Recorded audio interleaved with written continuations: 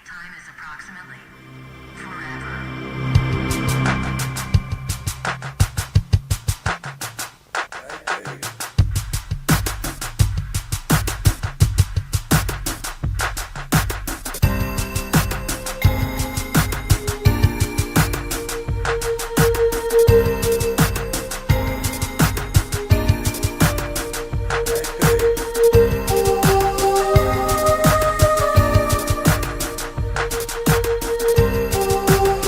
Cannot afford to be so politically correct anymore.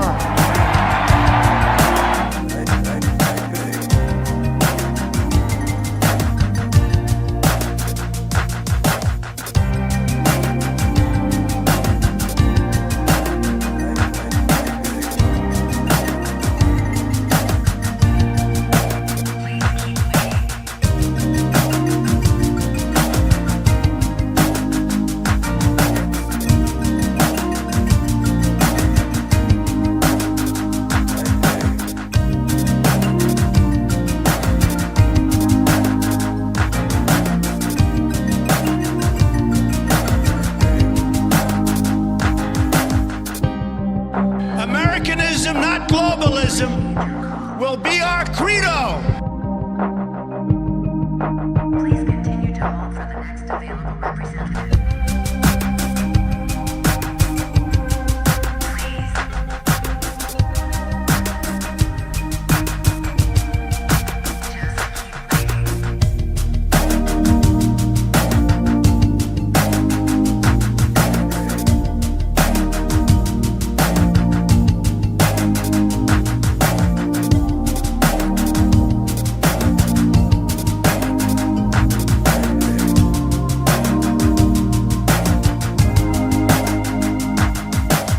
Americanism, not globalism, will be our credo.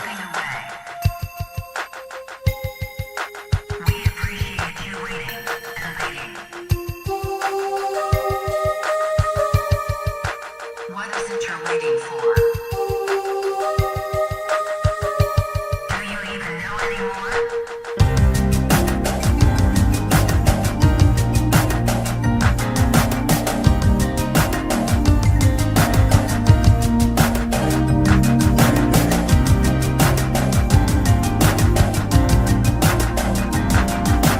These are people who work hard but no longer have a voice. I am your voice.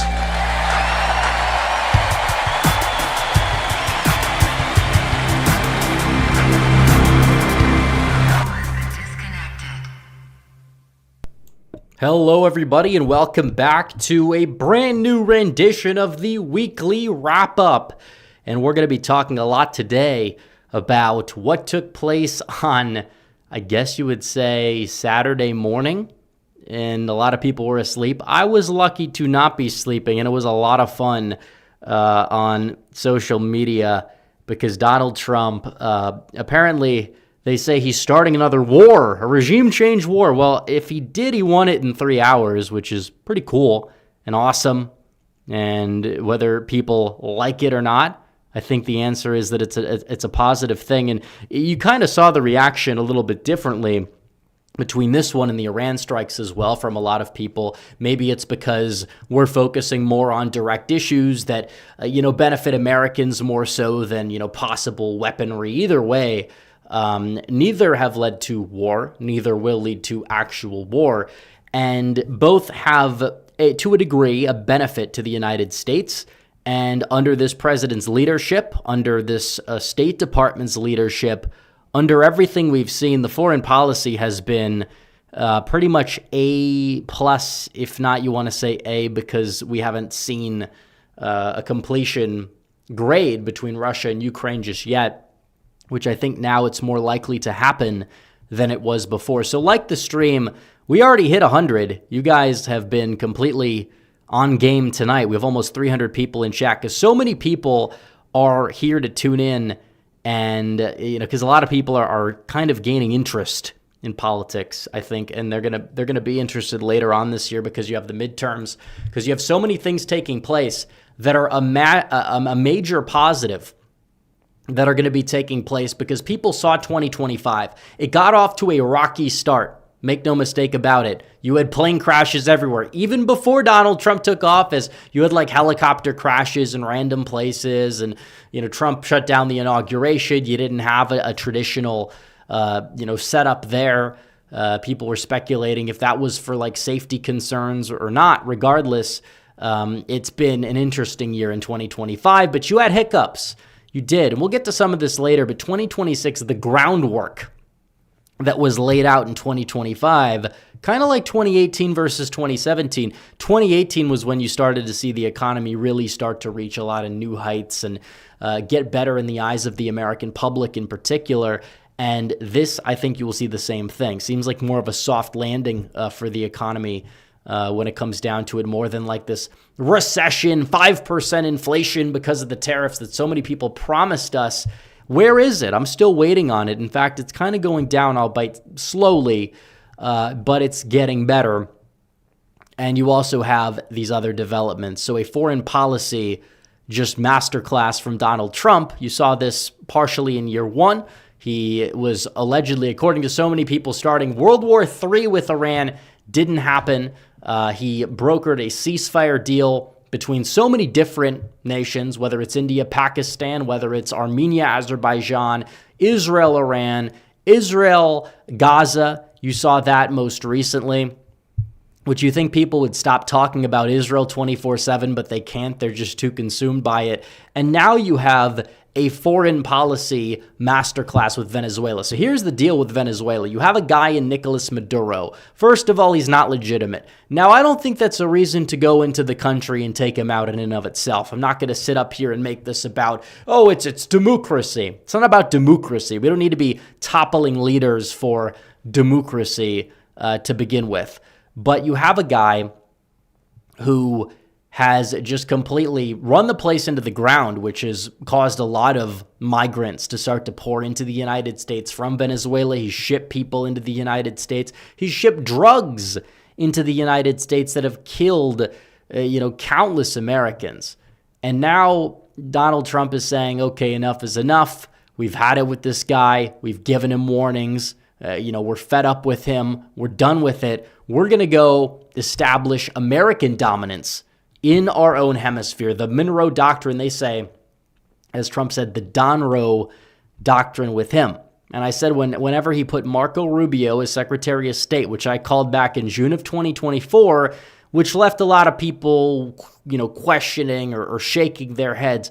I think it's evident now that, why I predicted that, but it's also the correct decision. Donald Trump knows, especially this time around, because he knows who the good guys have been in the first term, or people that he's worked with, and where people's strengths are, and where the bad guys have been, and he doesn't want them anywhere near the administration.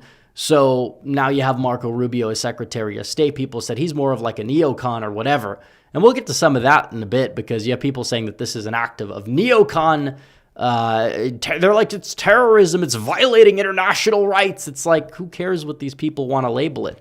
Who cares what these people think about it? It doesn't matter. I think it's necessary because you have to establish your dominance. You also take out one of the only people in your hemisphere that is allied with both Russia, who you're trying to pressure to end the war, and China. Oh, and did we forget about the oil? You can never forget about the oil. Everyone talks about Donald Trump and his critique of the Iraq war. His number one critique wasn't even just that we went in. It's just you left the oil behind. It was incompetent. Donald Trump is showing you how you can just do things. You could just be competent. You want to get in. You want to take the oil. You want to conquer a nation. First of all, it has to be for the American benefit. In this case, it is. You're going to have more deportations by proxy because people are just going to go home now because they can go home.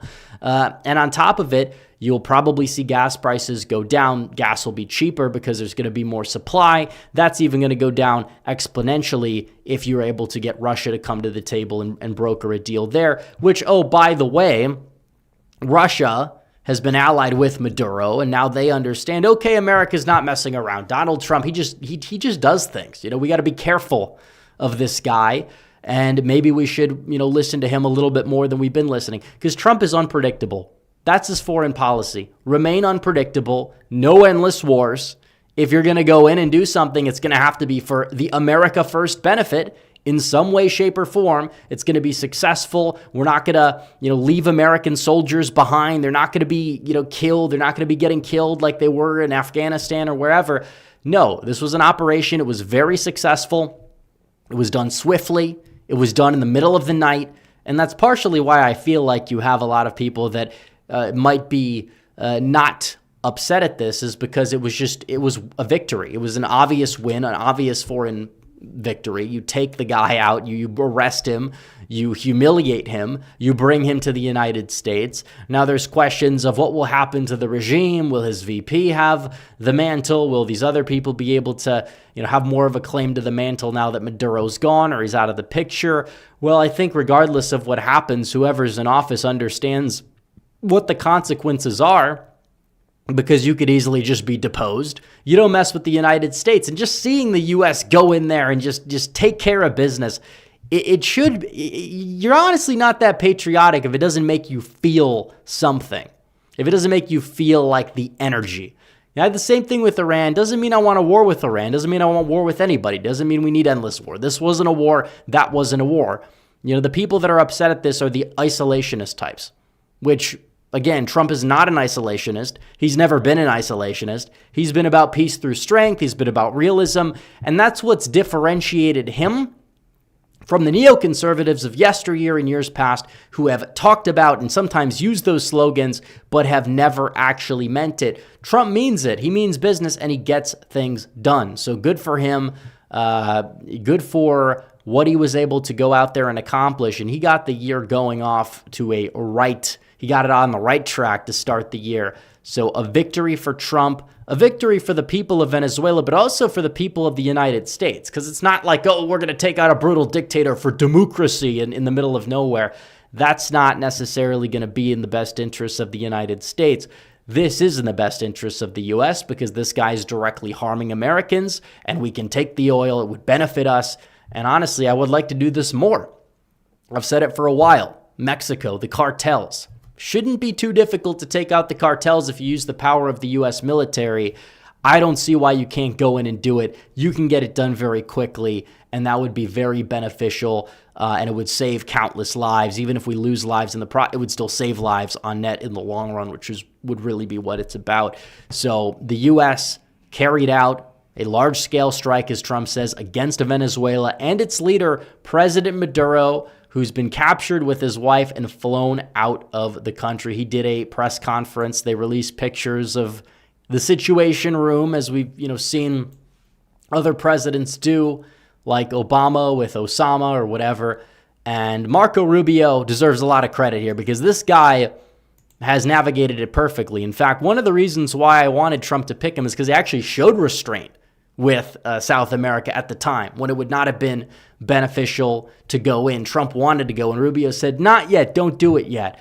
But then when he gives the green light, it works, it's successful. This guy's the mastermind. I mean, hey, Marco Rubio knows Latin America better than anybody, not just because he's Cuban, but because, well, it kind of does play into that a bit, because he was the Western, or as Trump or people around Trump called it during Trump's first term, the secretary or shadow secretary of state for Donald Trump for the Western Hemisphere, which is particularly why I thought Trump would do it. And now Trump is talking about Panama. He's talking about Greenland. He's talked about Canada. I don't expect Canada to really come into fruition. Maybe some trade deal where there could be something done with Canada, but it's probably not going to be a U.S. state or territory anytime soon, if ever. But regardless, Rubio has done a great job. Donald Trump has done a great job. Vance has done a great job. A lot of people have done a great job in this administration. Hegseth, everybody wanted to dog on Hegseth, all the establishment Republicans. This is the guy who has trained up the military, and recruiting numbers are through the roof because people actually want to fight for the guy because he represents what, the military should be. You just got this guy out there who, looks like he cares about his country, would die for his country, doesn't push the woke stuff. In fact, tries to push the woke stuff out and did push the woke stuff out. And by the way, the media hates the guy. The establishment on both sides hates the guy. They slander him. They call him an alcoholic. They attach all this baggage to him because they don't like him and they think they could have used that to get rid of him. It didn't work. So he's been a big piece of this too. They've all been a big piece of this. All the people that Trump has on his foreign policy team this time are solid. And Trump's foreign policy is solid. And keep in mind, this is a guy that knows, and when I say this guy, I'm talking about Trump. He knows when to use American power. He knows how to play his cards. And he will push people and pressure people. They're like, he's mean to Zelensky. Yeah, well, now Zelensky and him are working together. Now he's putting the pressure on Putin because that's how it works. Donald Trump is somebody who likes to remain unpredictable. He is somebody who kind of, is willing to do whatever it takes to win and advance American interests. I don't think he views countries as allies and enemies as much as people have in the past, and I think it's a good thing. I think he looks at people as pawns, countries as pawns, the allies. You can make deals with the enemies. It's like you want to keep them at bay. It's better to get along with them, but if you could take them out like this, take them out. He might be nicer to like Xi because Xi is a powerful guy. You got to work with him a bit. Same thing with Putin to an extent, even though he applies pressure where necessary. But somebody like Maduro, who's just a total clown, a scumbag, somebody who is killing Americans and somebody who is, to what he's doing to Venezuela, it's not beneficial to his own people. Trump going in there, taking him out effortlessly, it's pretty cool. If you hate that, I don't know what to tell you. You're just a clown, because these people always try to make this about war. The war is pretty much over. You won the war. If you want to call it a war, no Americans die and it's 3 hours and you want to call it a war? Fine, then I'm not anti-war because I'm pro that kind of war. So you could say that all you want. Now, if this was some regime change, we're not getting into a regime change thing. Trump hates Iran. Trump doesn't really like Russia or China. He's not trying to enter a regime change war with these countries. Like if you had Nikki Haley, you'd have World War III. If you had like even Hillary Clinton, you'd have World War III. If she was able to get it. And you probably have it start with something to do with Russia or North Korea because she'd be spiteful and think Russia was trying to make her lose. The whole thing was a mess. And then under Biden, you basically had, I wouldn't say World War III erupt, but you did have a lot of chaos erupt because he was weak, he was incompetent. Trump is projecting strength. It doesn't matter how old the guy is. All the people that try to make it about Trump's age or tried to make it about his age during the campaign thing, which was the biggest joke in the world given what we've seen over the past 4 years, and Trump being eons more with it than Biden, like Trump is projecting strength even though the guy is about to turn like 80 years old this year. Doesn't matter. It's not about the age.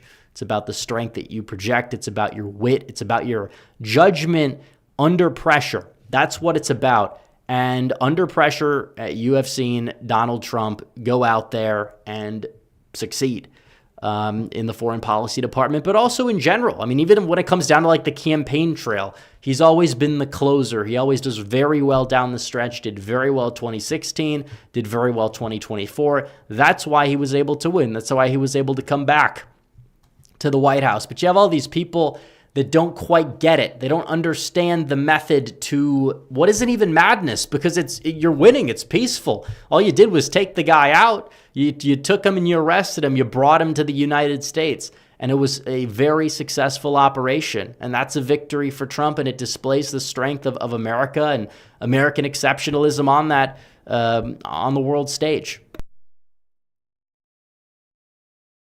But people always view it through this like dichotomy where it's like either neoconservatism or you do nothing. You're a principled dove. You're a sitting duck. That's what they want the United States to become, where you're not able to really have any sort of way to defend yourself. You could say, well, we should be less active on the world stage or something. And maybe that's true. But at the same time, the world stage is not going away. It's going to be there, and it will be used against you. And it has been, in a way, used against us.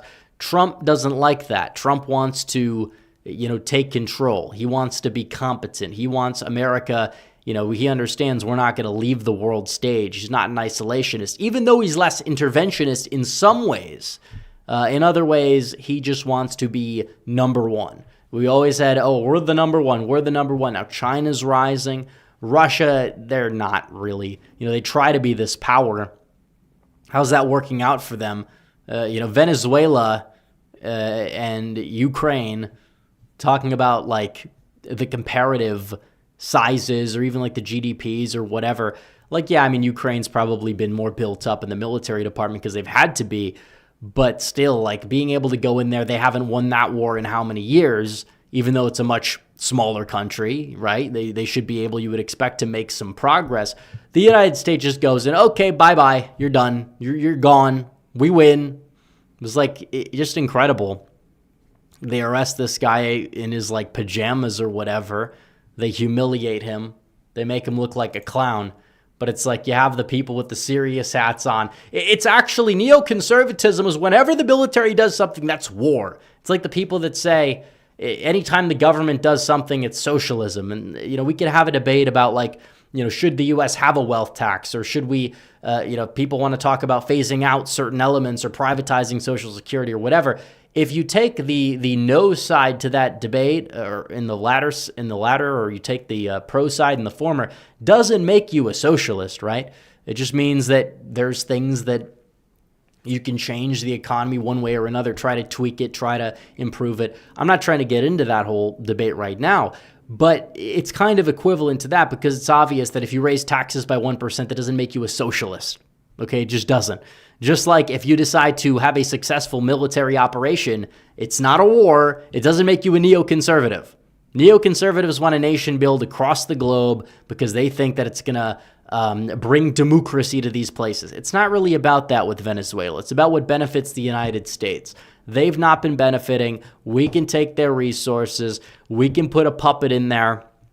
And you have a sphere that's in our hemisphere that is becoming increasingly right-wing. You have it in Argentina and Chile now. You have it in many other places where they're electing right-wing and right-wing populist governments. So make sure you can do whatever you need to do to have in South America, have these puppets down there, have competent leadership, so you don't have a rush to the border. You don't have a migrant crisis. You don't have people that want to take advantage of the United States. That's America first.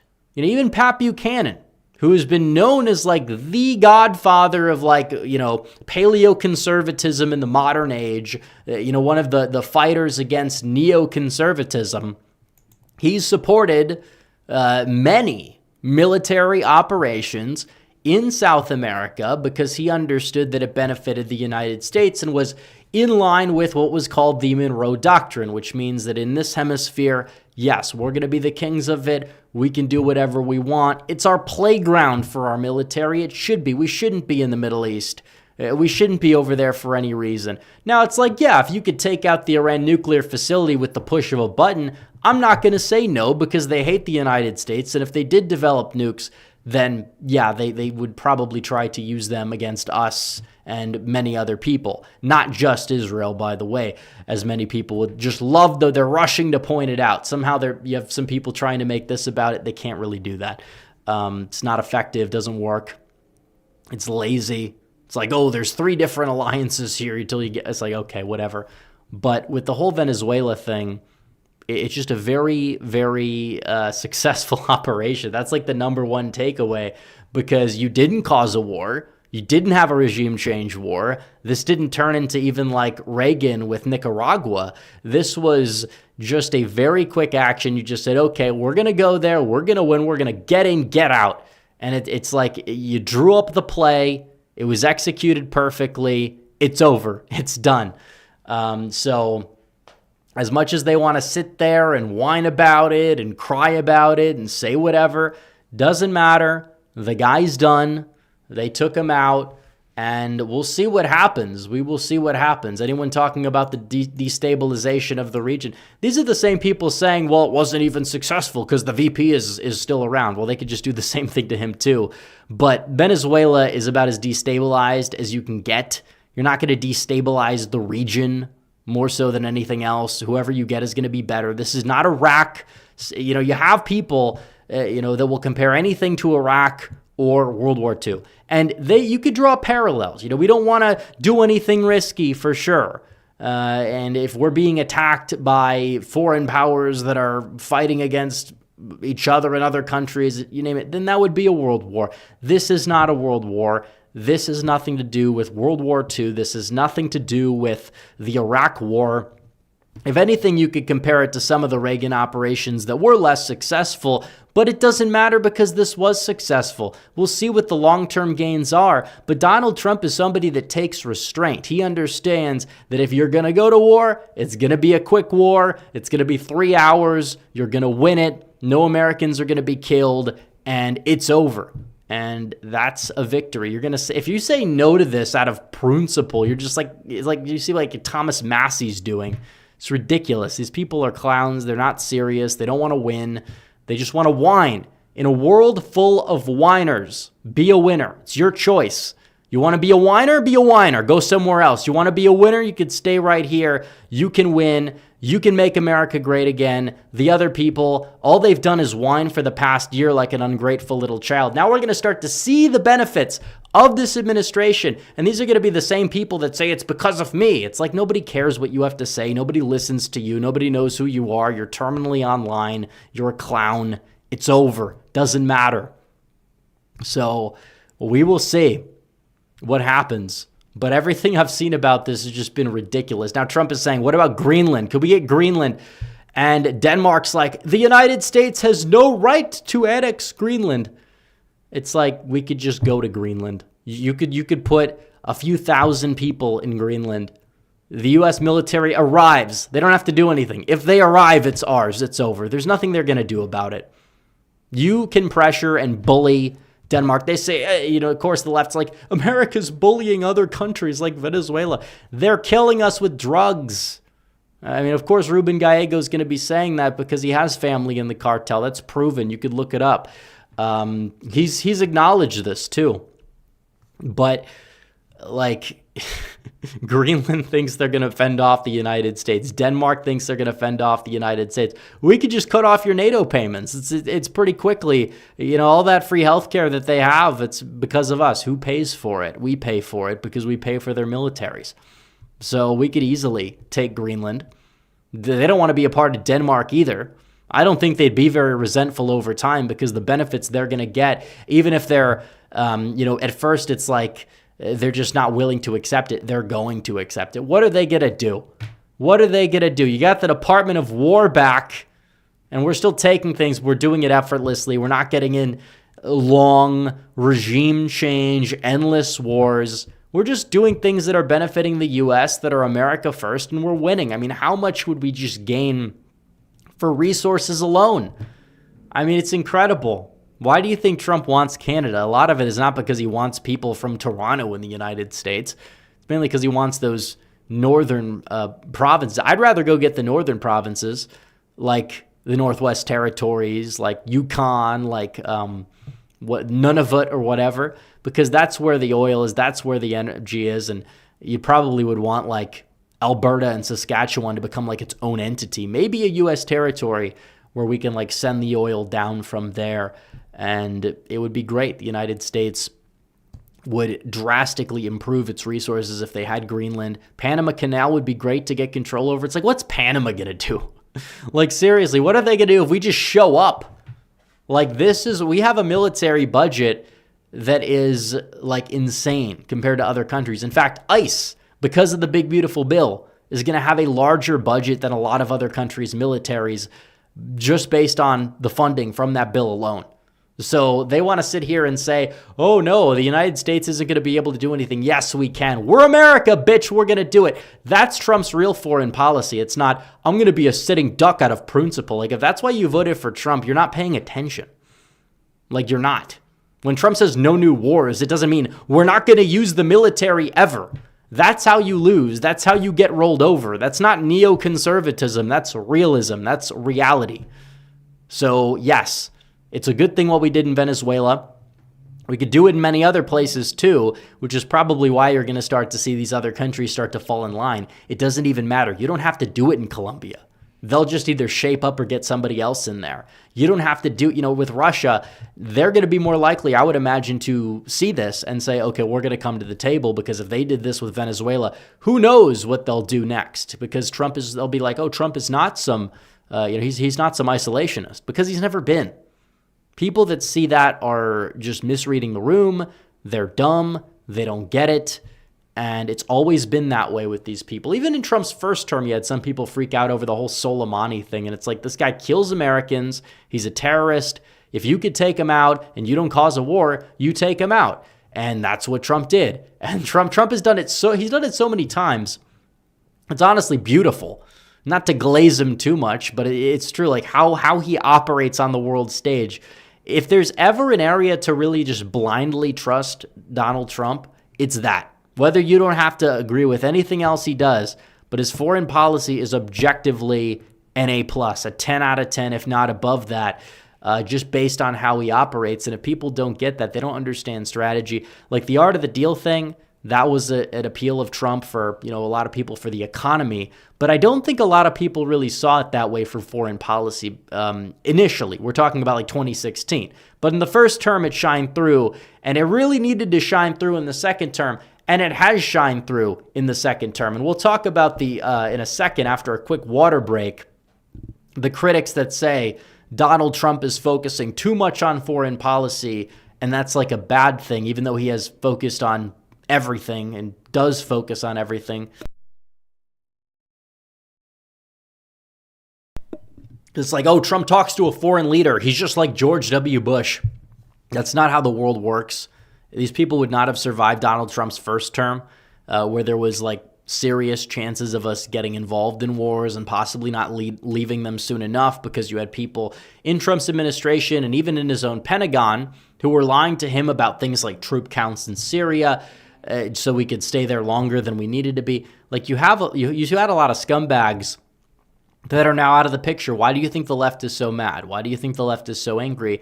Because this Trump administration is relatively competent, dare you say, because they're actually doing a very good job. He hasn't needed to fire anybody. Whether you want to critique somebody like Pam Bondi for Bindergate or even like, well, he did with he reassigned Mike Waltz after the whole the Signalgate thing, which was probably like the main hiccup initially before they finally pivoted to Epstein or whatever. It's like they're just, the media, they've really lost a lot of people. The problem is a lot of people just have stopped paying attention, period, and they're not engaged with like electoral politics. That's a whole nother thing. But they'll say Trump should focus on deportations or he should focus on affordability. It's not like he hasn't focused on those things, for the record, because he has. And you're starting to see the returns, especially with deportations. You're going to see a lot more this year than last year, which, again, whatever you saw in the official numbers is a little misleading because it doesn't take into account the people that have left. And you also see those numbers in things like even traffic reports in certain places. You see those numbers and the rent prices decreasing. There's so many different things that all the people that claim to be the little experts wearing the little serious hats, they ignore it for some bizarre reason or another because it's not convenient to their narrative. But regardless, gas will likely become cheaper because of what's going on. And from that, I think you're going to see everything else follow. You'll also see many of these new Venezuelan migrants return home, which essentially is mass deportations by proxy. Even though it's voluntary, it doesn't matter. You still have people that came here that will go back. So it's all intertwined, and that is true, and that's a good thing. And that's why this was a victory. So on top of that, I wanted to cover the 2026 predictions that I made. We talked about this last video we put out that did very well. Dow hitting 50K likely happens sooner than later.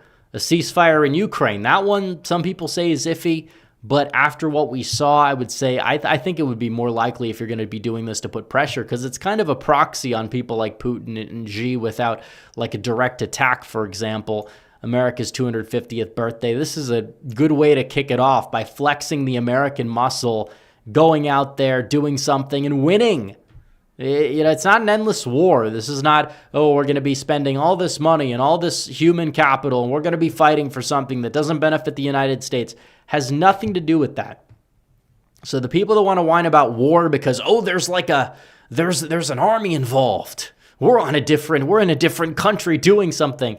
Like, no. that you don't deserve, like, you don't really need a voice if that's your level of thinking. You can, I don't know, get the mental capacity of somebody in like middle school at least that's capable of understanding the difference. Or a lot of these people just pretend not to do it for one reason or another. They're smarter than they act sometimes, but they're just deranged because they have to find a way to oppose what Trump does, or they have to seem principled because, look, I'm not a Trump. I don't blindly align myself with Trump. And it's like, but the people that do, and I don't, for the record, but if you do that, it's like your betting return. Your return in the market is going to be significantly higher than the people that find their little quirky ways to oppose him and end up looking like a total idiot, by the way, because that's what they end up looking like 95 to 99, if not 100% of the time this tenure.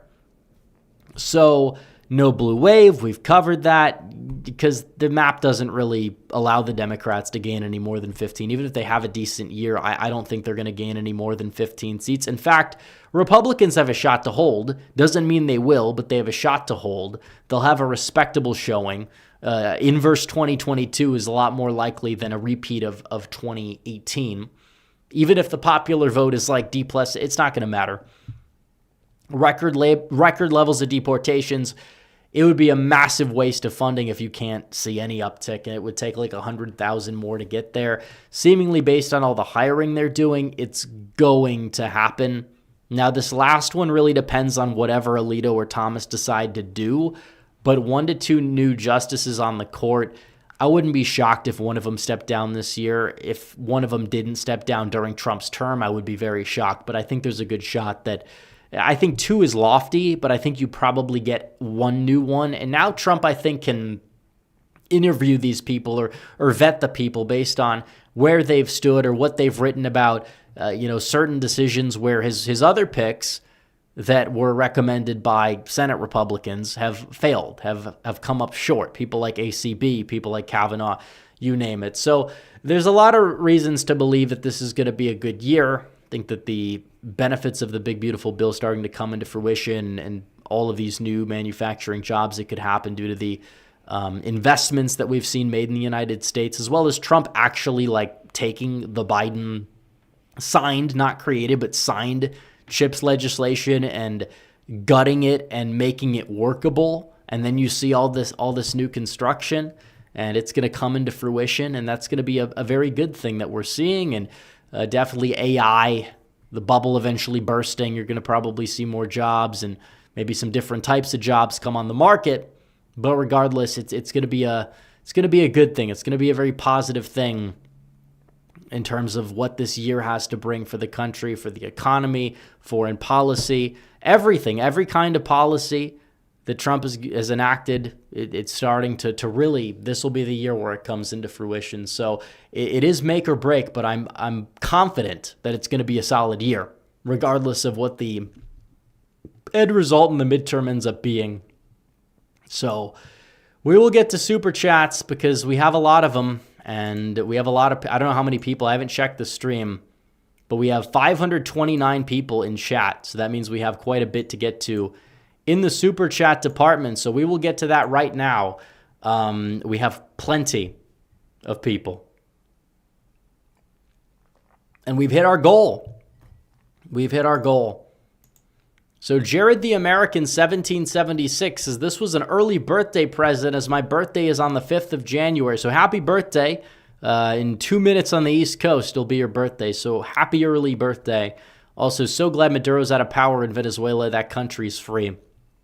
Tucson Paleocon for 5 says, with Armenia, Syria, Venezuela, and soon Iran and Cuba being replaced with pro-U.S. regimes, I don't know if I'd call Syria's pro-U.S., but it seems like Russia's decade of humiliation has started. Definitely with Russia, they would be better off coming to the table. We don't need to have a bad relationship with these people, by the way.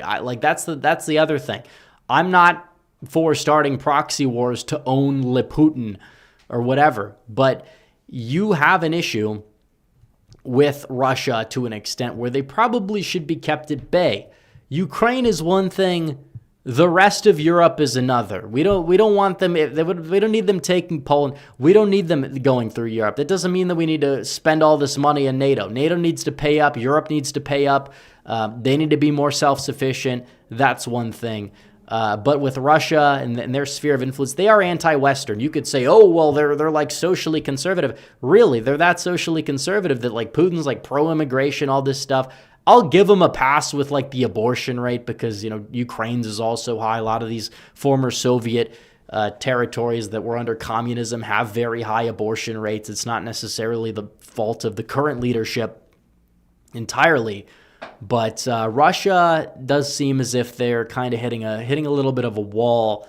And that's mainly, in my opinion, because of the leadership that Trump is showing, because he's bringing them to the table. That wouldn't have happened with anybody else, with these other people on the other side. Don't believe it would have happened as quickly. They would have just funded and done nothing. They wouldn't have tried to end the war.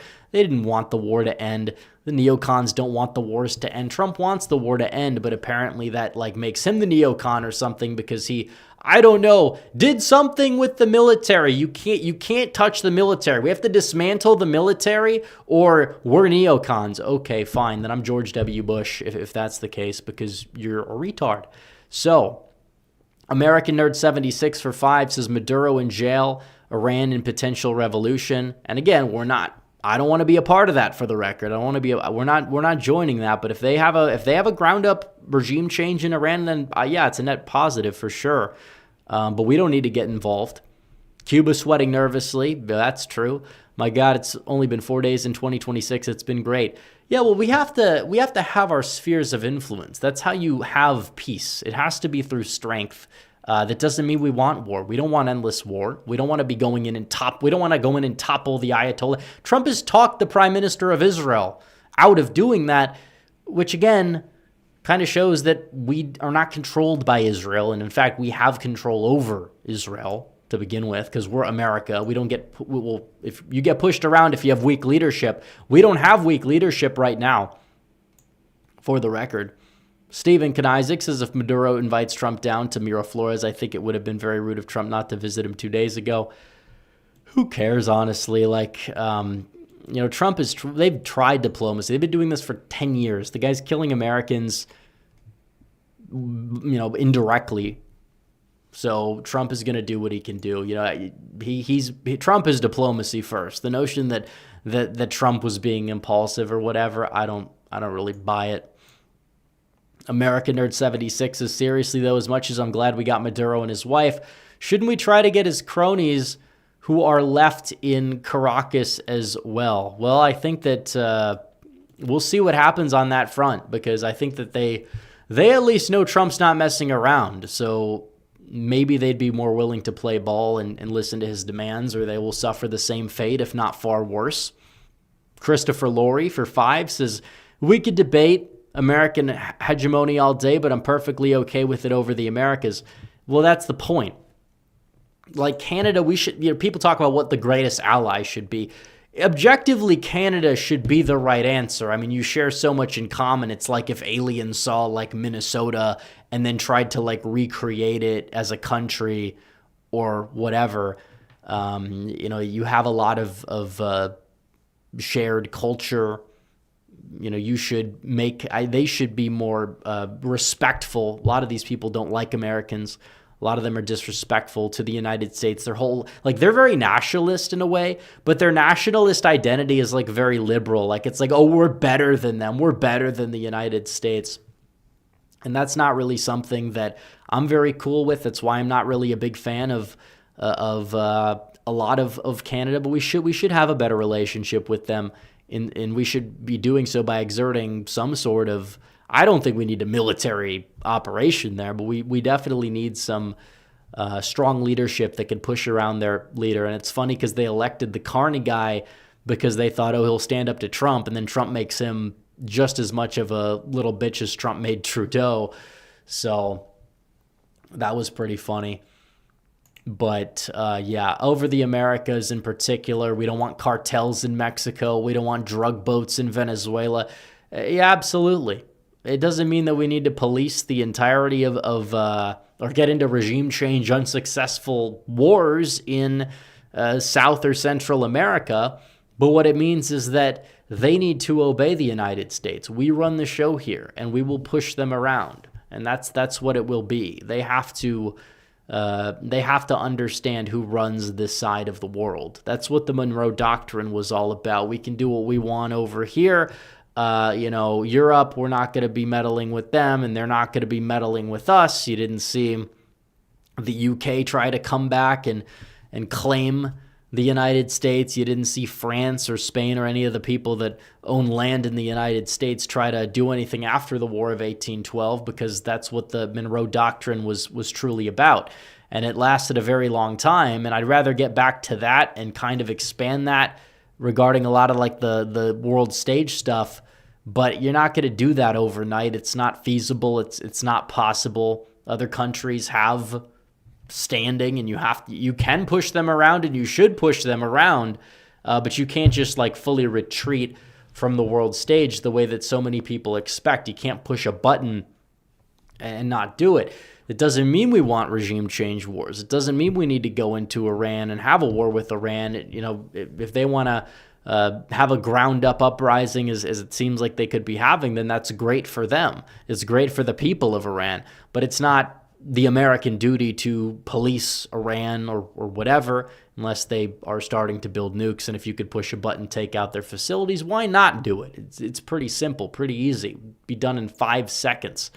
So American Nerd 76 for 10 says, does anyone remember the opening scene of the Air Force One movie from the 90s where special forces got a Russian leader? I think Trump was influenced by that scene as it was similar to the operation. I don't really get the reference, but maybe somebody else does. Irish Shamrock 76 for 20 says, be worried about our track record of liberating countries that somehow always leads to more violent and oppressive regimes taking over and leaving us more vulnerable to attacks from those who hate liberty and freedom. Well, I understand that. That's not really the point here. The point is that this was not done for the sake of liberation. It was more done for the sake of the United States is fed up with this guy, and he's a puppet for our other adversaries that we're trying to work with. And if we can get him, we can get him. So the regime that will take place after him most likely will not be as hostile. This was not like an Iraq situation. This was not like some of the things that we've seen over in the Middle East over the past few decades. And if things go wrong, I'll be the first to say it. But as of right now, from what we've seen, I think it's been a very successful operation. Even a lot of some of the people that probably didn't like the Iran strike, I'm not talking necessarily about the panicans, but even a lot of them haven't been, at a minimum, they've been quieter.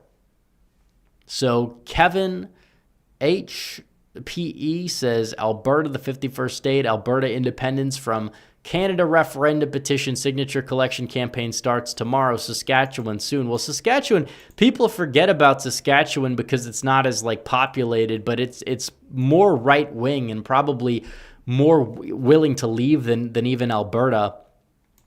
But I don't know. That map would be a complete eyesore. I think everybody would agree with that. American Nerd 76 for 5 says, thoughts on Iran right now. I heard the protesters are arming themselves and some of the police are on their side. Well, that's again, it's up to them. It's really up to them. I don't want to get involved with that. I haven't even kept tabs on it a whole lot. But if they have a ground-up revolution, a ground-up sort of, and I'm sure you might get some funders in there for sure. But if it happens, it happens. I just don't want to be involved. It's not really our main concern, nor should it be our main concern. The Video Maker 2341 for 5 says, don't like forced foreign intervention, but I've always disliked Maduro. If anyone could do regime change, only Trump can. Glad him and his wife are gone. Well, I think that's important because people say, well, if Biden did this, first of all, he didn't do it, so it's a stupid hypothetical. The regime changes that tried to happen under Biden, we put people in Yemen, and it's just been like a complete and total. It's just been meh, it seems. And obviously we've stayed in Yemen. I'd like to get out of Yemen whenever possible for sure. But Biden put people in Yemen. And that was not really something that I'd be a fan of. But if Biden led an operation and took out some terrorist person and then got people out, whatever, no, nobody would really care on the right. They'd be focused on his other failures, like things like the border, things like everything else. So, and it's also another thing because if you have like a neocon or a Democrat, establishment Democrat president in there that's doing an operation like this, given track record, you'd be far more skeptical of how it would turn out, or would they stay there? In many cases, they would try to, and it wouldn't be a successful operation. But with Trump, you know what you're getting because Trump doesn't really want this very often. So if it happens, it's going to be effective. It's going to be efficient, and it's going to be necessary. And that wouldn't really be the case under the previous presidents, or there wouldn't have really needed to be a need for a Donald Trump in the first place if they actually did their jobs correctly. User Midaf for 10. Thank you. Stephen Kanizik for 5 says, my only complaint about the Trump doctrine is that if he's successful, my hopes of a fallout timeline is dashed. No power armor for me. Okay. Christopher Laurie 5172 for 5 says the online political sphere wants us to choose between intervention and isolation. It's childish. Just be practical. Yeah, Trump doesn't know what an ideology is, and I think that that's kind of important. Like, you could chalk him up as like a national populist or even like a national conservative, because he's definitely more of that than somebody that fixates on like social conservative issues and is like an interventionist, because you could have gotten that with George W. Bush, for example. But immigration is kind of the defining thing as well, because a lot of these old guard Republicans were very pro-immigration because it benefited their establishment donors, among other things. And now you're starting to see a turn where it's a mainstream position to say we don't want any immigration, legal or illegal. That's a mainstream position now. That probably wouldn't have been so 20 years ago, even if it polled better than you would expect if you asked the question properly, because people understand you can't change the country beyond repair. A lot of these other countries, some people from them might be great, but if you import them in any significant numbers, you're going to start to have the same problems from those countries take place in the United States, and that's not a good thing.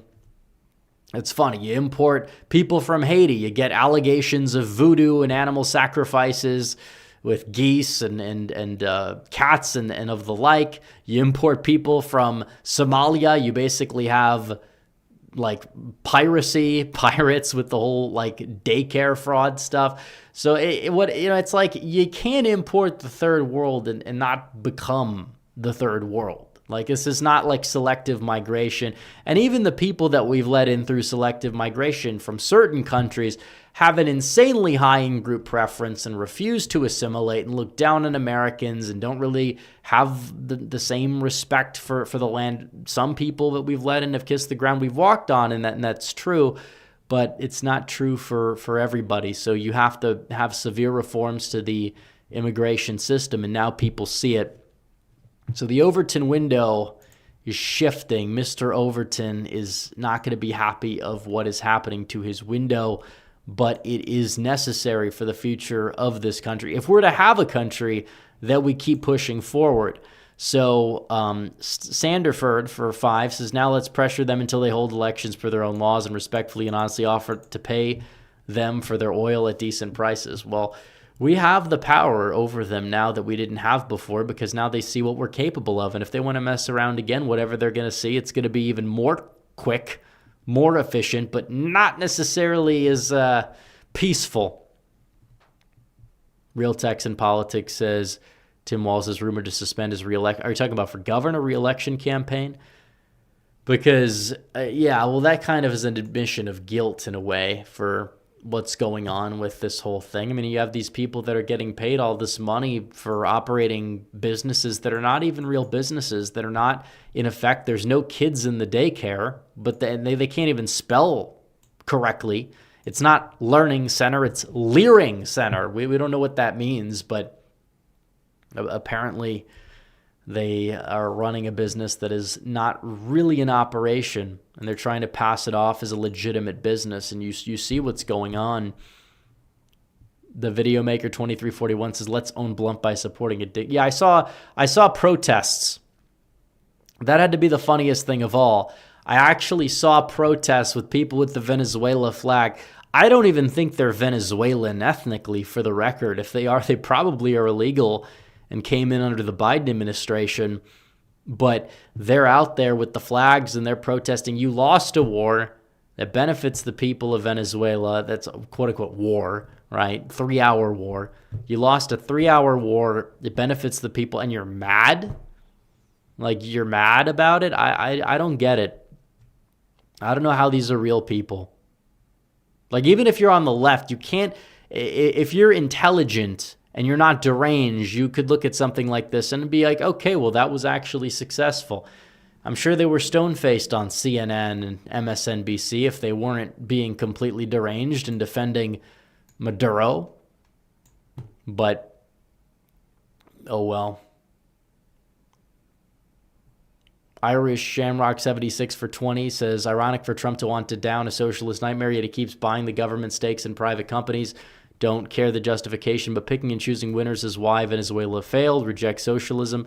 Well, a lot of what that was is things that have already been done, and you know, there is nuance behind the whole, like, oh, why is he putting government stock in certain things or whatever. I don't remember what it was offhand, but I don't think that is necessarily the same equivalent as, oh, he's taking control of industry because there's already government stock in something and he's like trying to streamline to maximize jobs and revenue. I think with the economy, it's more of I guess you would say it's more of like a pragmatic approach that Trump takes as well. If he does anything with government, it's probably going to be something that, like for example, the tariffs. He wants to pressure other governments into making sure that America's not getting ripped off, and that's why he's putting tariffs on, or he's trying to generate revenue, and then he wants to give it back to the people in the lower income brackets or whatever. He's got a way of working with it. Is pretty much the way that I've seen it. I wouldn't classify what he's done there with some of these companies as socialism per se. I don't think any time the government's involved, but we don't want socialism. We don't want government control of the oil industry, which is a big part of what made Venezuela, they were better off than Poland before this regime took over. So TM Sav 123 says, do you think gas prices will be below 190? Probably not now, but it's if you go to like rural Texas, I'm sure you could get it for like 215. It's just good that the gas prices they're back to pre-COVID Trump levels. So hopefully they can go even lower. Hopefully we could have COVID levels. I don't think that that's viable, for the record, but Kevin H for 5 says Alberta has the most oil in Canada, third largest reserves.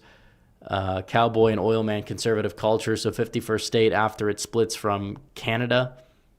Well, if we're going to have anything, again, they're not, the culture there, the conservative of Alberta is not 100% correlated to the conservative of the U.S., but if they actually got so fed up that they would vote to leave Canada and join the United States, I'm relatively confident that it would be a red state. Now, it's not going to be as socially conservative, but it might be more like an Alaska type of state where you do have a lot of the population in the urban centers, but it still votes relatively Republican. I could see that, but we're not quite there. We're not quite there yet. It probably won't happen. Missouri 7th for 5 says, my concern is you can't just remove a foreign leader without a replacement. I want to see who Trump will replace Maduro. Well, we'll have to see. That's going to be a work in progress. Except Marco Rubio will be the answer because he needs more jobs. He has too much free time on his hands. Stephen Kanizik for 5 says, if Rudyard Lynch, also known as What If Althist, could be a guest on Timcast, how many more subscribers until Rep gets it? I could probably get on if I have time. The problem is my schedule's hectic. I've talked to the people. I know some of the people from Timcast. I just have a lot on my plate. I've got a packed schedule. So I wouldn't expect it just yet, but maybe sometime this year. American Nerd 76 says, watch Air Force One rep. The first 5-10 minutes are very similar to the Maduro operation. I'll keep that in mind. Yes Man 470 says, would you rather a Knight Templar or a Knight? I don't know what that is.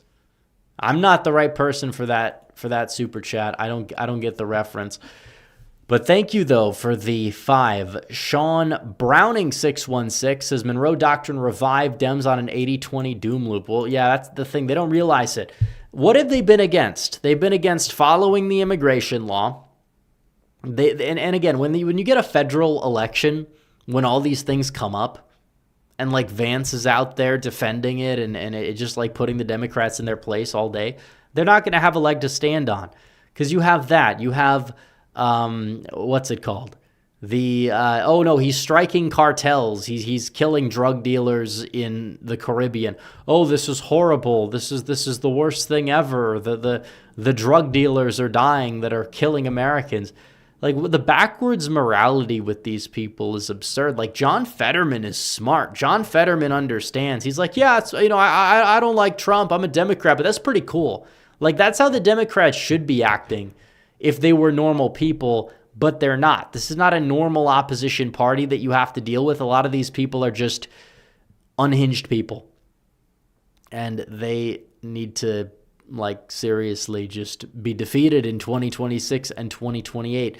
And that's what we're trying to do. We need as many people active politically as possible. Because you could say what you want about, it's the GOP. You don't want to vote for random House Republicans. It's a proxy war for the future of the GOP as well. Because if you want to give Donald Trump more of a mandate, that's the way to do it. It's to show up and add seats in the House. If you do that, and if enough Trump voters show up and that happens, guess what? That means that you're going to have a lot of people, especially the GOP establishment, they'll have to fall in line because Donald Trump has a mandate. Like, these people don't understand how politics works. They want to sit there and virtue signal. And a lot of this talk is just neoconservative losing on principles, but in the inverse, because the end result is going to invariably be the same.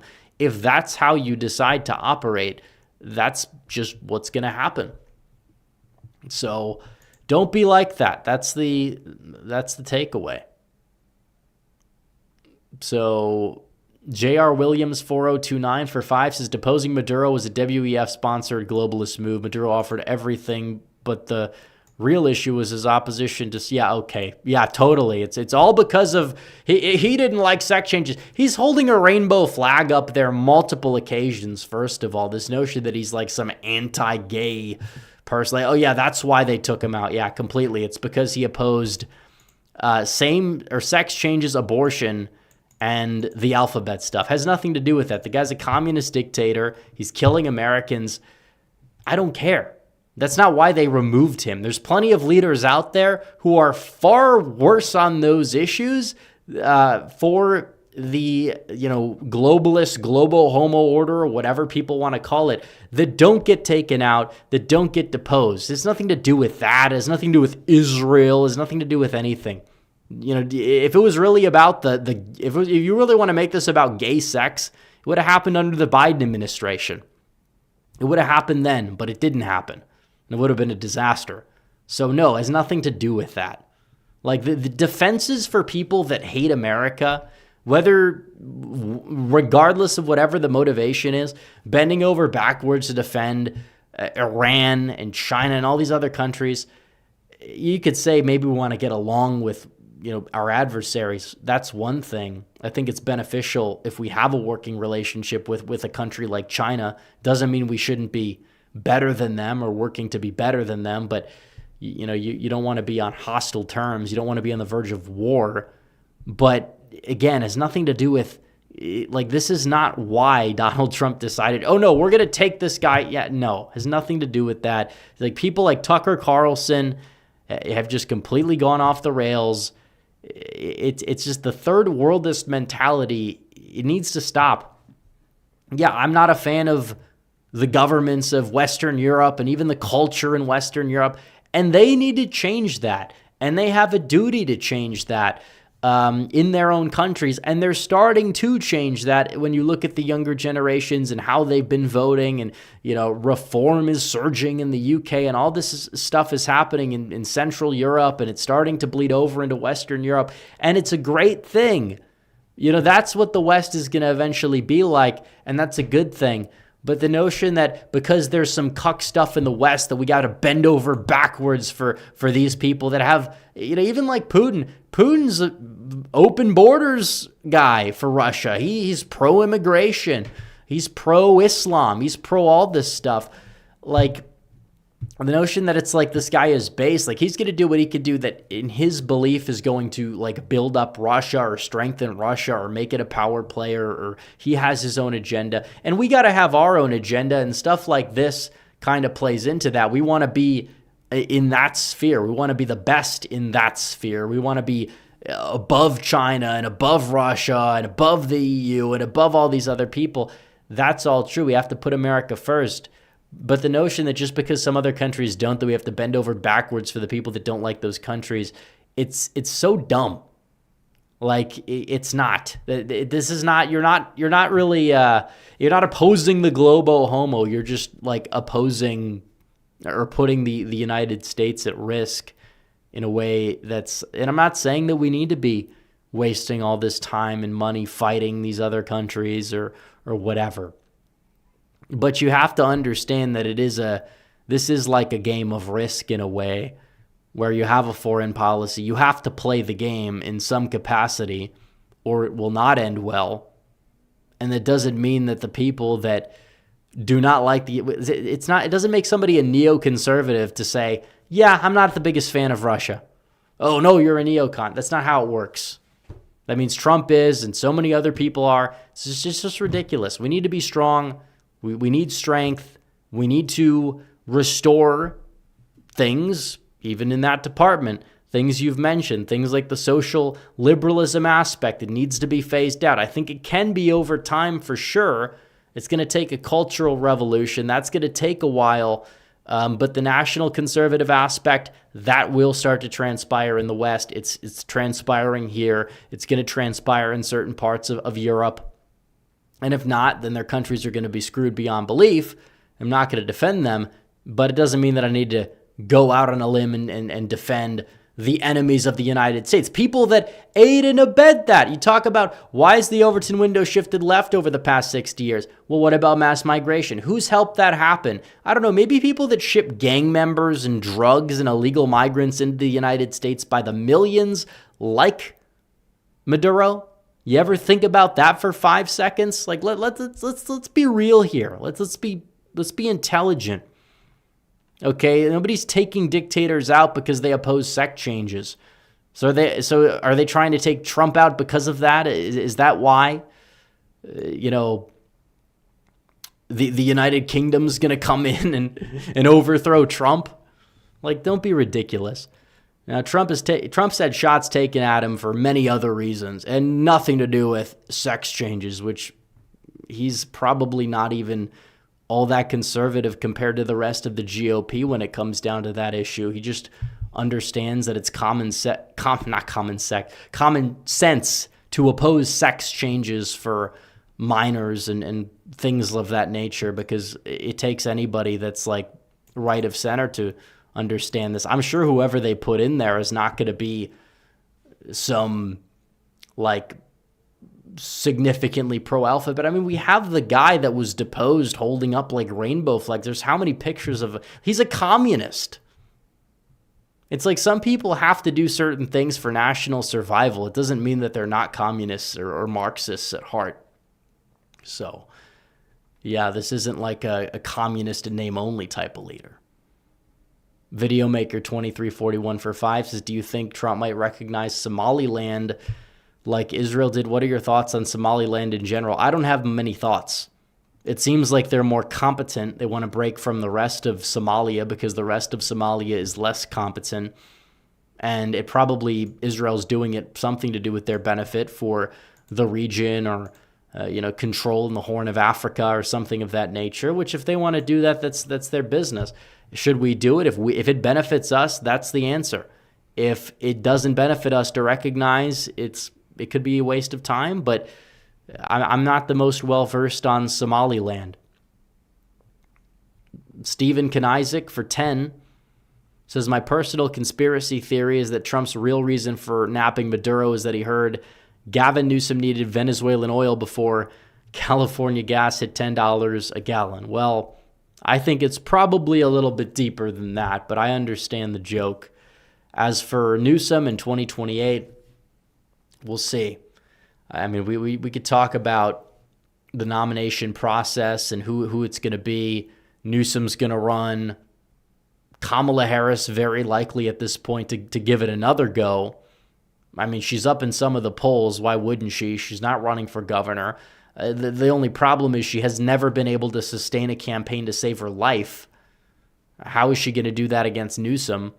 Depends on how woke on the racial identity side that the Democrats are going to go in that primary, which if they do that, and they'll probably have to try to win over voters, then they're going to just cripple themselves in the general. We'll see if Newsom is going to get into that. But the problem is Newsom has a track record that is far more liberal than Biden's in 2020 ever was, where Biden kind of got to say less crazy things overall, even though he said many things even back then that didn't make any sense. And that kind of allowed him to coast by, even in Democrat standards, because he had less baggage and more name recognition, even though they had to basically rig the primary in his favor by getting all these people to drop out, because it would have gone to a contested convention and they wanted to prevent a Bernie Sanders from winning. But then you have 8 years of boomers dying out and people that were raised on Reddit entering the Democratic electorate. It does, open the door for a far left candidate if that person exists. I just don't know if AOC is going to really be capable of filling that void. And I think we all know Bernie Sanders is way too old to run again in 2028, even though he's still more mentally with it than somebody like a Joe Biden, which is crazy because the guy's literally basically a diet communist and has been since the 1940s or whatever.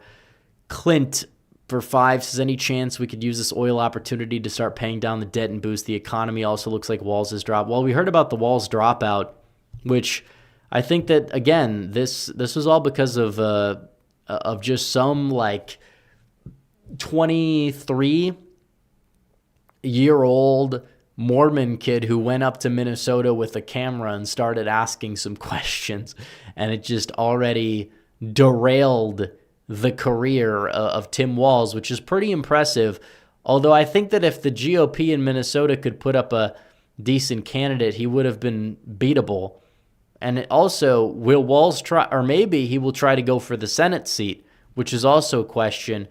If not, will he even try to run for president at this point, where he's polling at 3%? It might have just derailed his entire career. So, yep, another clown that was removed by, well, technically this wasn't even Trump, but Trump has kind of hinted at the prosecution side of things. So, yeah, he wants to lay low. Maronite Mike for 5 says, proud of Trump for capturing Maduro. Watch our economy soar once we get our oil back. Do you think this will help us keep the house? Well, I'll say this. If you see some notable economic improvement in the public perception, because now it seems like the whole tariff hike is in the rearview mirror, the effects of that have not really been all that negative, and the jobs market is starting to show a little bit of a sign of life as of recent.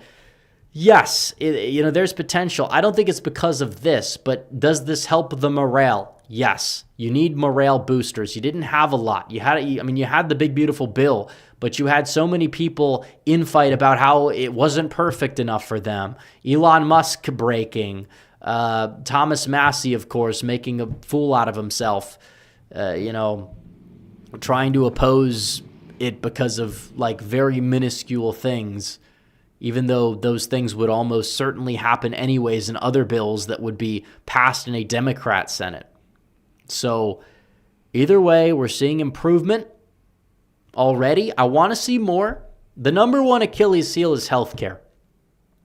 Please, can we do something with healthcare when you have premiums that are going up hundreds of dollars per month overnight because it's the new year, you don't have these subsidies? That's going to cost you. That will cost you because you don't have a solution. You don't have to roll with these expensive subsidies, but something needs to be done quickly. Donald Trump has never had a concrete healthcare plan over the past 10 years. Now would be the time, 10th year's the charm, if he could find something. Just get some people in a room, have them talk it out, and if you could come out with an actual concrete plan that could work and garner public support, it would work wonders. It would. You could say, well, maybe over time the premiums go down. What matters also is the here and now. That's how politics works, and there does need to be some intermediate relief. So find something. We don't want single-payer healthcare. We don't want government-run hospitals. We don't want that. But something needs to be done with healthcare. You could debate what that is, but you have to have a plan because people will take the bad plan over no plan every single time. It's partially why you saw a big surge of Democrat turnout in Virginia and New Jersey, which gave the Democrats that overperformance, was because Republicans talk about cutting benefits.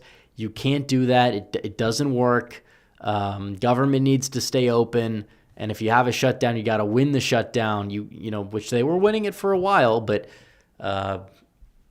didn't win it in the end because we saw what happened. So clearly something needs to change with the healthcare stuff.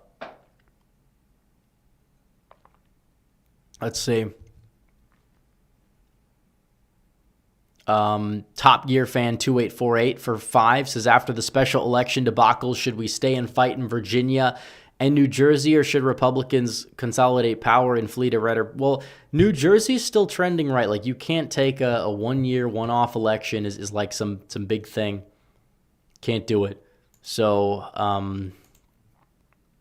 as for moving states, depends on where people want to live. I would encourage people to, if you're struggling and you have better opportunity in another place and you want to live in that place, then yeah, you should move. If not, you don't have a reason to move. You don't have to move. I'm not going to tell people to move just because their place is getting a little bit too expensive. You got to stay and fight if you want to live there. But if you want to move out or you're done with it, that's one thing. So you got to do what's best for you. I can't give you advice on that past that point. But if you are moving, yeah, a lot of people have been going to red states or even states like North Carolina. Even South Carolina doesn't get talked about a lot, but there's been a lot of movement to South Carolina as well. And Trump won that by like almost 20 points. He only won it by like 11 in 2020. J.R. Williams' Kincaid Putsch defeat Vivek? No, he's not going to defeat him. The guy's not serious. If you're going to defeat Vivek, which I think he could lose a primary, even with Trump's endorsement, the Ohio GOP would need to entertain somebody else, like a Dave Yosh. Shouldn't have pushed him out, or get a Jim Tressel in the race, because Vivek does have flaws as a candidate, and it could impact him in a general election. But this other guy, if he got the nomination, he'd lose to a Democrat by like 15 points. Like, the guy has a lot of baggage. He has said some very fringe things. And to pretend like that's not going to be used against him after what we've seen, even with somebody like Mastriano type who didn't even have nearly as much baggage as like a Putsch or whatever, it still ended his career. Same thing in Florida with the other guy that's running there, the guy that looks like the coach of the Dolphins or whatever his name is. He says some good things on immigration. I give him credit for one of the recent things that he says. Some of the messaging is good, but then he's just not running a serious campaign. And then it turns out that there's alleged skeletons in his closet. I don't know if it's true or not, but why run somebody like that who could lose a deep red state to a Democrat convincingly instead of like actually trying to find a viable candidate who is serious and can win and would probably even win by more, because I think Vivek does have some Achilles heels. I don't think it's just the H-1B thing. I think that he kind of comes off a little slippery. I think that yeah, they're trying to wedge the whole like insulting Americans thing against him. I don't think it's going to work. I think he's going to win against a Democrat. But the primary challenger that he has, and there's like another one who's even crazier from what I've heard. So no matter what, we're kind of like stuck with the guy, whether you like him or not, as the nominee. And I think people wanting it to elect a Democrat are just stupid, because what is that going to accomplish? Is the Democrat going to be any better on any of the issues that Vivek might be bad on, which he has like no power over because he's a state governor? He's not running the federal immigration policy. I'm not even a big fan of the guy. I just don't think that, you have people that go out there and say, my number one priority is not to defeat the Democrats, not to hold the House and help Trump, not to expand in the Senate or hold seats in the Senate. It's to defeat a Republican who is widely perceived to be a like MAGA type in the eyes of the general public. Your priority is to defeat that guy instead of actually that helps the establishment in a way. It helps the neocons. I'm not a big fan of Vivek, but if he's the nominee, which he probably is going to be, yeah, he needs to. You gotta get him across the finish line. You can't vote for the Democrat, especially if the Democrat's somebody like Amy Acton, who is insane. This is not like some 2005 Democrat who just wants to run the state competently. You have somebody who is the COVID czar. Like, that's who they want to put out there. So, and again, people that say, well, what about like the tech connections he has with AI? It's funny because this is the same people that were mad that Donald Trump in the Big Beautiful Bill nationalized AI regulation. So Vivek would have no power over that either. But they're telling me that that's why we should elect a crazy Democrat, is because of things that Vivek literally has no power over. And I say this as somebody who has been a critic of Vivek. I don't like his immigration rhetoric. I don't like his viewpoint on what like makes somebody an American. Like, an anchor baby is not going to be as American as somebody who, I don't know, has family here dating back to the 1600s, for example. Like, it's kind of ridiculous to say that those two things are equivalent. Yes, there's an ideology factor. Yes, there's a mentality factor, for sure.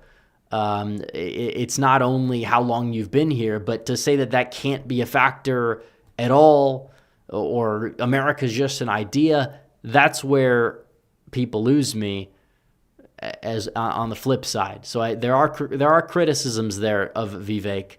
There's a reason why Trump didn't want him in his administration, clearly. He could have put him there. He gave him a role that didn't exist and then just said, okay, fine, you could be governor of Ohio. It was kind of a throwaway endorsement. But the Ohio GOP's behind him. He's going to be the nominee. You can critique the process of how he's getting it, but he's going to have it. So for the people that are out there that are upset with that and want to vote for a Democrat because they're terminally online, you probably, first of all, don't even live in Ohio.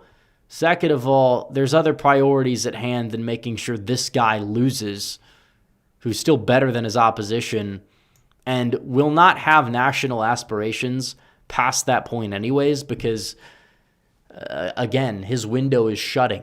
Just like in sports, you have a window of competitiveness. His window is shutting. Now, DeSantis might have had a shot in 28, but he shut his own window by thinking that his window was going to shut after 24. And the campaign that he ran was just not very good. And now he'll never be president, whether you like him or not. So Tristan FN for 2 says, Dave Smith is incredibly terminally online. Yeah, Dave Smith has just got the libertarian like brain rot thing on foreign policy, and he's just taken that to the extreme. Like, his takes get worse and worse by the day. It's honestly incredible. I don't pay attention, but anytime I do see him say something, it's like, this is terminally online. People that are upset. Trump does anything, they're upset. It doesn't matter. That's an industry now, the panic in industry. And it makes sense when you think about it, because the left wants to demoralize the right. Like, QAnon was always fake. It was always, I guess you would say, like a psyop, maybe people even said, to make people feel complacent. But the left hated it because it would boost morale among like Trump's base, Trump supporters. The left, didn't want to prop it up. They wanted to censor it.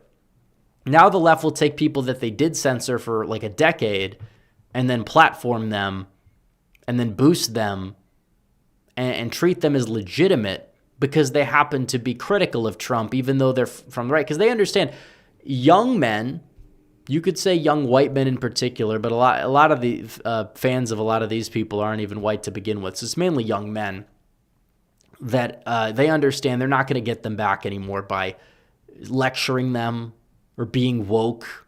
That's out the window after 2024. But they can get them out of the picture. They can make them accelerationists and get their votes that way. They can manage to make them, quote unquote, too base to vote by making them retarded, by platforming, certain people or boosting certain people. The podcast bro types are part of it, but there's so many other people that just happen to demoralize with stupidity, with pretending not to understand.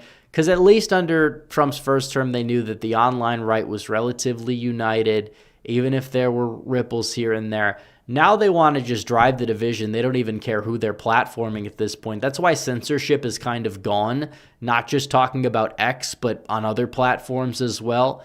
That doesn't mean that everyone's like reinstated who's ever been banned, but there's a reason why the content guidelines have been loosened significantly on platforms. And you could say it's a good thing to an extent, and I think it is. Free speech is important. I've fought for that for a very long time, and I'll continue to do so. But it's honestly funny because now you're thinking about the argument like, maybe this actually helped us. Maybe this actually hurt the left. It bit them in the rear end, and that's why they're deciding to loosen up the guidelines a bit. I think that's what they did with election 2020 stuff after Trump got the nomination or whatever. You could say it's because Trump's going to be talking about it. They don't want to censor him. True to an extent, but also it's clear that they also know that it could be used to like demoralize people, or they tell people not to vote because of it, and then you see what happens. I mean, we saw so many people with all the incorrect takes ahead of 2024, and that doesn't mean that you shouldn't care about election integrity or potential fraud. I mean, we talked about that last stream in Wisconsin, Minnesota, with these same-day registrations, and we'll continue to talk about it. But again, like they understand that this stuff can demoralize people to an extent, and that's why they stopped censoring it. Because they realized, okay, well, maybe we'll just promote it more, so we'll win that way. So these are the questions. The so-called questioner types will never ask the real questions because it doesn't fit their narrative. That you should actually ask questions. You should seek answers, genuine answers, good faith answers. They don't do that because they already have the preconceived answer, and half the time it's Israel. So actually probably more than half these days, which, again, the conflict's over. But no, they're louder than ever for some odd reason. I don't know why. But Michigan nationalist says we need to sabotage the Dems by making El Sayed win the primary, like what the Dems did with not Jameer Gibbs. That's the wrong Gibbs. John Gibbs versus Peter Meyer. Well, I think Peter Meyer would have lost anyways. That district was a lot bluer than I think. But I agree. El Sayed, you're in Michigan, you can vote in the Democrat primary. Don't even bother voting in the Republican primary. Vote for El Sayed because it's an open primary and he is the least likely to win. So just cross over and vote for El Sayed. They do it to us in Texas. They do it to us in red states. We'll do it back to them. So he has my endorsement in the primary. Vote for if you're in Michigan, pick up a Democrat ballot, vote for Abdul El Sayed. Rogers is already going to get the Republican nomination. James is probably going to get it. We'll do a little bit of they call it Operation Chaos or whatever, and we'll make sure that he wins his primary for sure. TM Sav 123 for 5 says, do you think prices will go below 190? I answered that already. I don't know. Maybe at some point. I don't know if this would be enough to do it. Definitely not nationally, but in like rural Texas where it's already like 225 or something, could I see it go below 2? I think it was already below 2 in some places, so it's possible. But gas is down. And surprisingly, we haven't seen a lot of drilling. If anything, it's a legitimate critique of this administration, is you haven't had a lot of drilling permits or anything like that that's been new, but the gas prices are still falling for one reason or another. So whatever Trump is doing is technically working. But we have other elements of the economy that need to be fixed, and a lot of groundwork's been laid to do it, but it doesn't stop people from whining or complaining. I understand people are antsy. People are upset at the way things are, but they've been that way for a while. There does need to be a level of patience. Obama had 4 years. The economy was awful in 2012. He still won re-election. So I'm not saying that you shouldn't demand improvement before the term is over, because if there's not, it will hurt Vance. But there does need to be, I think, from the administration, and Trump did this very well in his pre-Christmas address, where he put because again, saying everything's great when people don't see it that way doesn't help. But if you put the blame rightfully on the previous administration, then you at least get a little bit of leeway. So Dave Moore for 2 says, the No Kings people are not happy about it, but that's how it is. I mean, these are the same people in the countries with kings that they rename it to like No Tyrants or something. It's not about the king. It's not about authoritarianism either, because the bureaucracy that they want and they're upset Trump is getting rid of and using power to get rid of, and they're calling him a king because of that. That bureaucracy is a big issue. And that's the authority. And the authority is being weakened, and they're upset about it for some reason because it's their authority. So we'll read regular chat because we hit our goal, and I did promise that I would. Do I think Republicans have a shot in Iowa? Of course. They could win everything in Iowa. I mean, it's possible that Miller Meeks could hold on. I wouldn't sell the farm or bet the farm on it or whatever people say, but it's possible.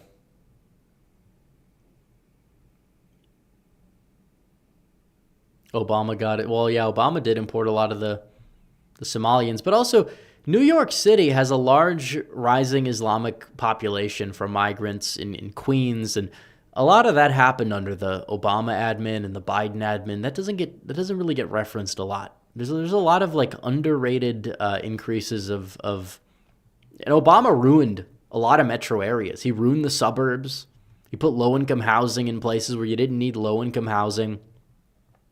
He imported a lot of migrants and record levels into the U.S. Obama did a lot of damage. You know, sometimes like it's become a meme where you have a lot of boomers will go out there and say, oh, it's Obama. It's all Obama's fault. He's running the Biden administration, which I don't think Obama was running the Biden administration, to be honest. I think that there were like plenty of people that were in Obama's admin that were like the crazy people that ran Biden's administration. I think Obama has a lot of pull at the DNC, though. He does care about his influence, his legacy or lack thereof. But you did have this notion, and it's not, I never really bought into that. But what is true is that Obama did a lot of damage to the country in very underrated ways. Even when like the economy improved, it strategically, and this might not have been intentional, but it improved, and it did extend to Trump as well in his first term in places like Atlanta that just changed the state, because it's already been like a, R+5 or whatever. Atlanta grows a little bit, and now the state, possibly Republicans might never win the state again at the presidential level, even from this point forward. Doesn't mean they can't win it in 28, but, and it does depend on what's the trend of could the long-term trend of black voters when the boomers die out and the younger black voters don't vote 90-10 Dem or 95-5. They vote 80-20 or 75-25, and that changes it. That could change it a bit. That could buy time, as it did a lot of work in 2024. So we don't really know what the coalitions are going to be like in 28. It's too early to predict. We don't know the trends. I just think that the one clear thing is Georgia in the long run is going away. And a lot of these like apartment complexes that were built ahead of 2020, and a lot of that started to begin under Obama in this like whole gentrification thing, even though in many cases that wasn't even like gentrification, but you had like the gentrification style, like apartment buildings everywhere and in certain suburbs and in every state pretty much go up. Those were hotbeds for shenanigans as well, and harvesting and questionable things in 2020, especially in places like Arizona. So let's see, Lewiston, Maine. Yeah, Lewiston, Maine has a lot of like certain parts of Maine have a lot of Somalian migrants as well for one reason or another. Who asked? It's like parts of Vermont have Afghan communities. It's like why does Vermont have, like, who voted for this? Why do we need this? Like, it's a serious question. Like, why? Then they'll say, well, it's because the U.S. was involved in the war, which I don't even support to begin with. It's not like whatever we saw the other night with Afghanistan, but it's like, okay, we're still taking these people in. We don't have to do that. We choose to do that. And you have things that happen. So,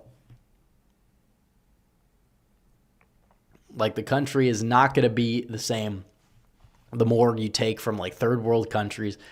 And you couldn't even say that 10 years ago or even like 5 years ago without even a lot of people on the right being very uncomfortable about it. But now people talk about it, and it's true because they realize it needs to be talked about.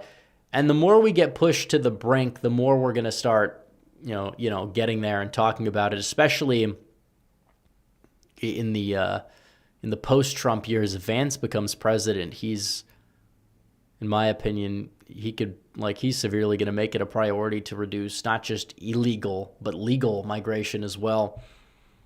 Savannah Olson for 5 said, do you think it'd be a good idea to focus on the disturbing trend of growing Islamic sympathies among young women? I mean, I don't really see that.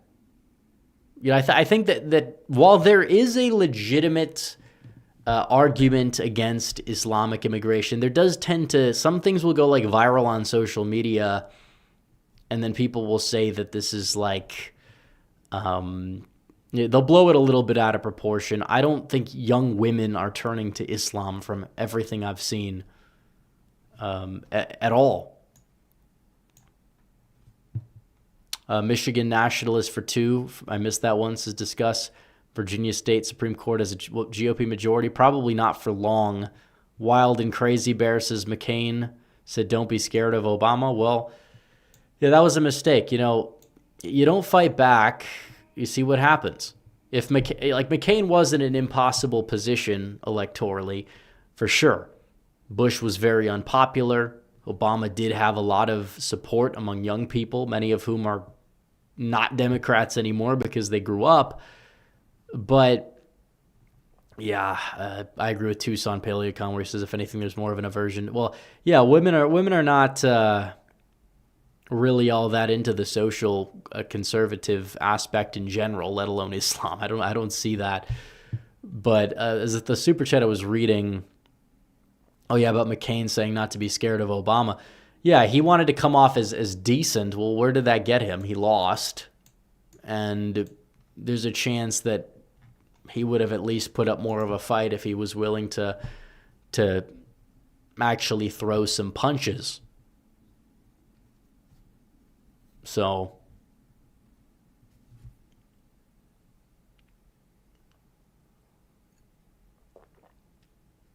it would be tough. Republicans need to find a way to win over women voters. Well, I think that I don't understand why people say that when they could just easily just get men to turn out, which is why there's been a whole demoralization op, particularly aimed at young men after the 2024 election and even beforehand to disaffect and disillusion young men.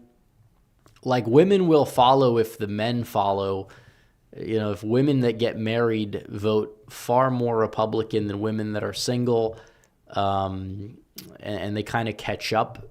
So I think that there doesn't need to be a specific outreach to female voters, in my opinion.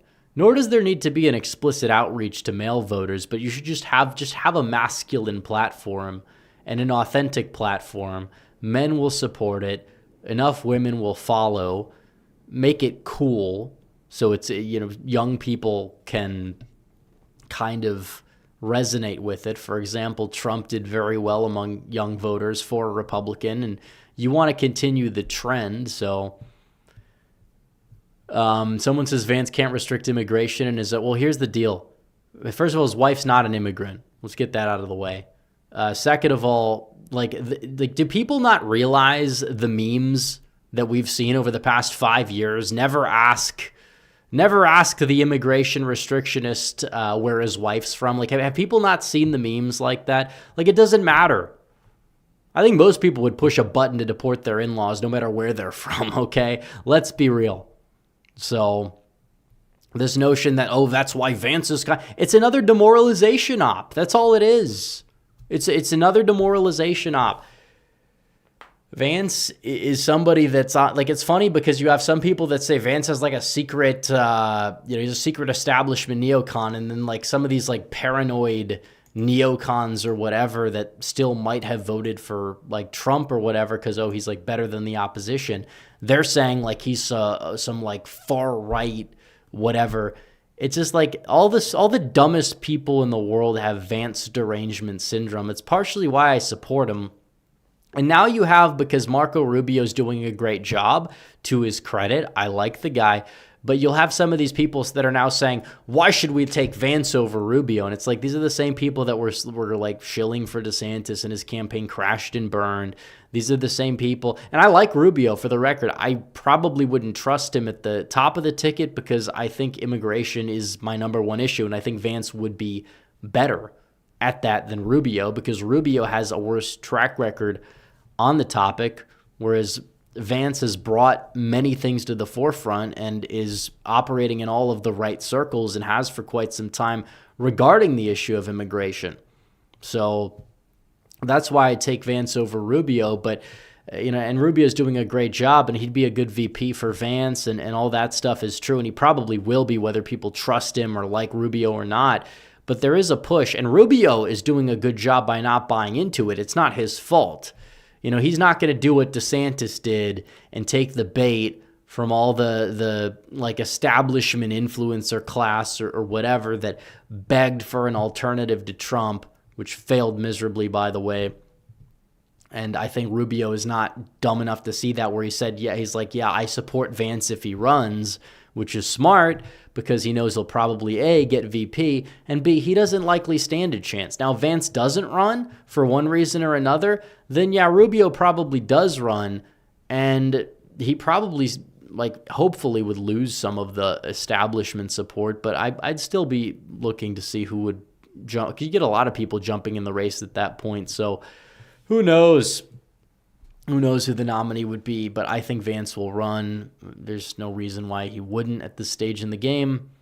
And Rubio will probably be his VP. I'd even be cool with him just staying as Secretary of State because he's done such a good job, so there wouldn't even be a need to move him. But you have a lot of people that are very online and are very stupid. Imagine my shock. So we'll wrap things up, guys. Like the stream down below. Subscribe if you're new. Hit the bell. I'll see you guys in a video tomorrow. Red Eagle, out.